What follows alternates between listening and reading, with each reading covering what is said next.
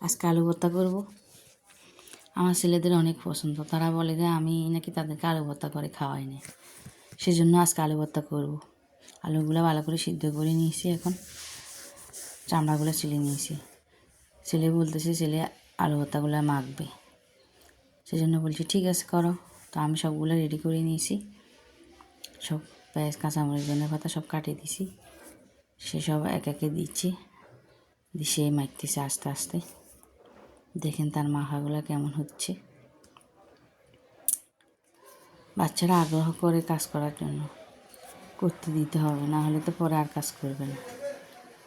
সেজন্য ঠিক আছে বললাম করো, আমি সব রেডি করে দিচ্ছি, তোমরা নিজে নিজে মাখো। একে একে সব দিচ্ছি নিজের মন মতো দিয়ে আস্তে আস্তে মাখতেছে। ভিডিওটি কেমন লাগছে, ভালো লাগলে অবশ্যই একটা ফলো করবেন। ধন্যবাদ সবাইকে।